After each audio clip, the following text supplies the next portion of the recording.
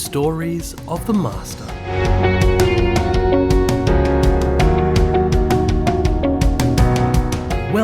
Welcome to episode 5 of the Stories of the Master podcast, where we reflect on how we can improve ourselves little by little, day by day, through sharing stories of the perfect exemplar of the Baha'i faith, Abdu'l-Baha. Today's story is about what Abdu'l-Baha referred to as the distinguishing feature of Baha'u'llah's law. Any guesses on what that is? Okay, I'll give you another clue.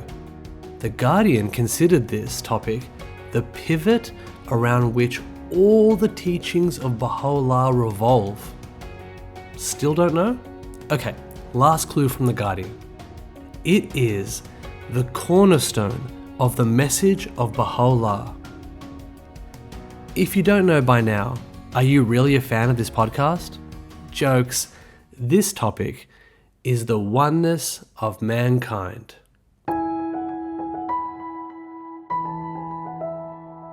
Unifying people by showing that we are all one was nothing short of a superpower of Abdu'l-Baha.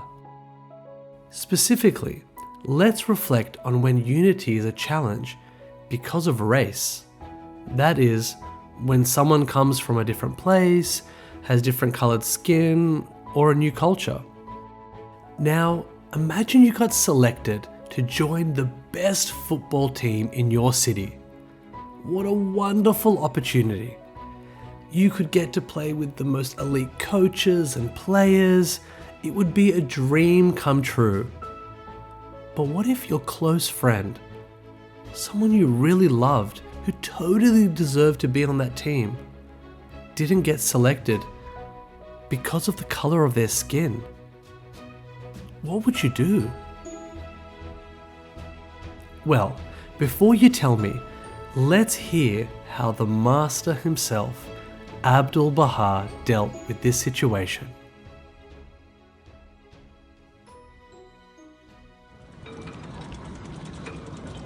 In the year 1912, after already traveling for 591 days, Abdu'l-Baha finally arrives in America.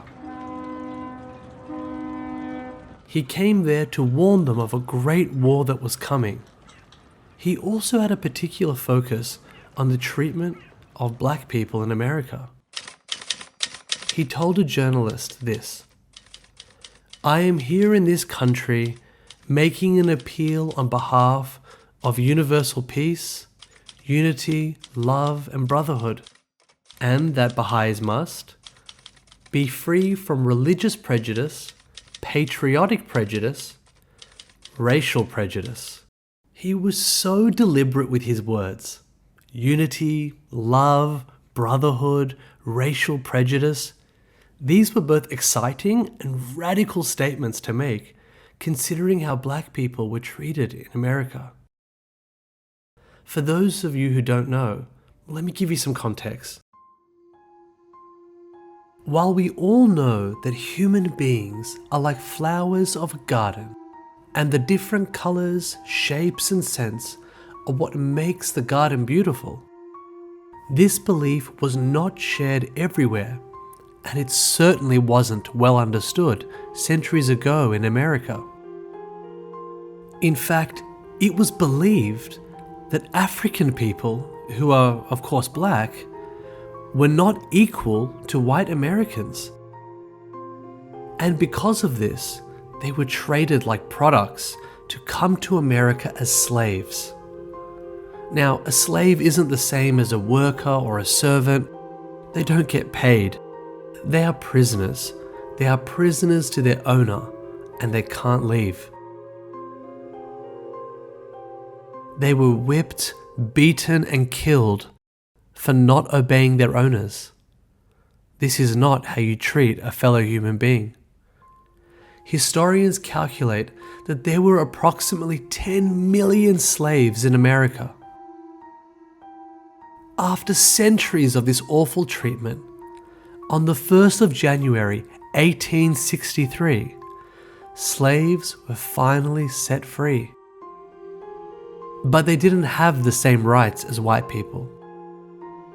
Now, 49 years later, when Abdu'l-Baha sets foot in the United States of America, black people did not have the right to vote. They didn't have the right to equal education as white people. They had restrictions on how to use public transport or other public spaces. And worse, were frequently being attacked and persecuted by their fellow citizens. So on the 10th day in America, the master takes the train and travels to the capital of America, Washington, D.C.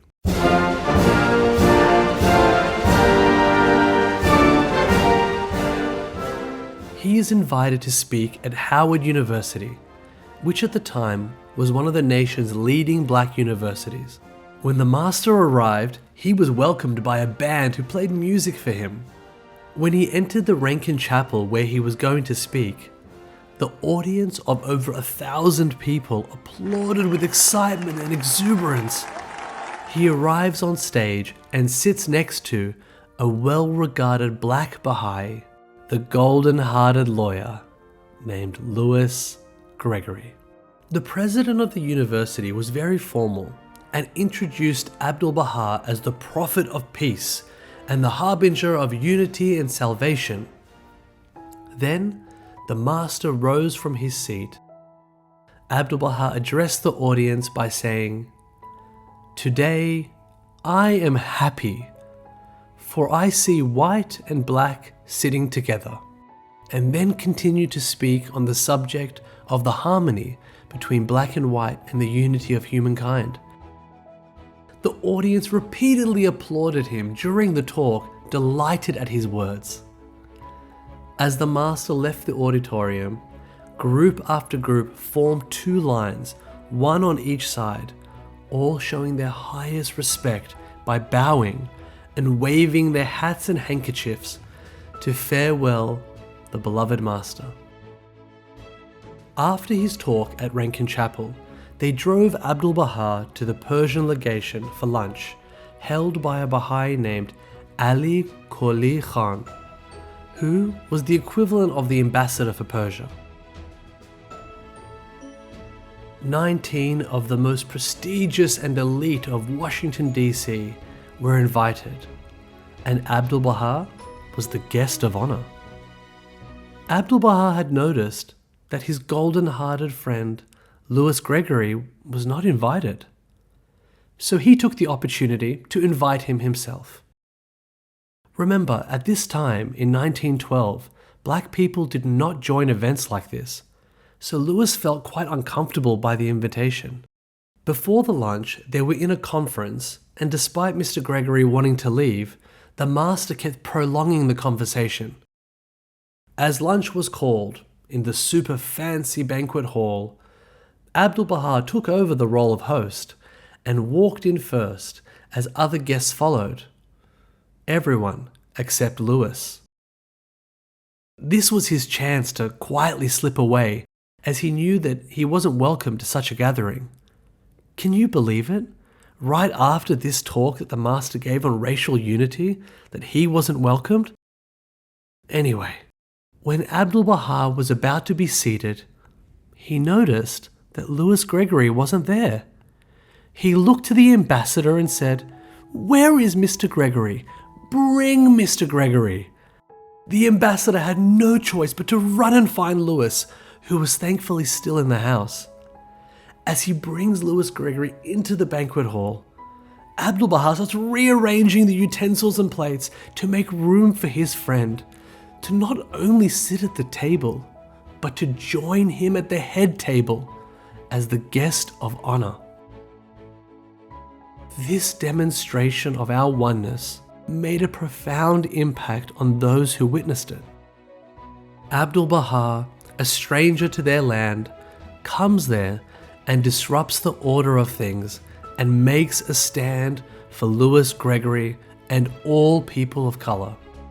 While you might think this is an uncomfortable thing to do, who do you think felt uncomfortable? The master, who was steadfast to the teachings of Baha'u'llah, or the group of intellects who just applauded a speech on racial unity and hours later did the complete opposite. To be a Baha'i does not mean to be passive or silent when we see injustice. Baha'is are proud activists who stand up for what we believe in. When we see injustice, we don't just say words, we back them up with actions. Think back to your friend who wasn't allowed into the soccer team because of their race.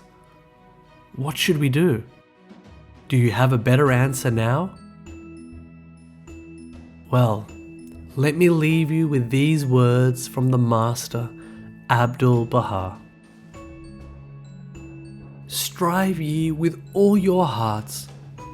Raise up your voices and shout until this dark world be filled with light, and this narrow place of shadows be widened out, and this dust heap of a fleeting moment be changed into a mirror for the eternal gardens of heaven, and this globe of earth receive its portion of celestial grace. Thank you for listening to episode 5. I really hope you enjoyed it and continue to champion the oneness of all humankind. Don't forget to subscribe and follow to catch the next episode of Stories of the Master.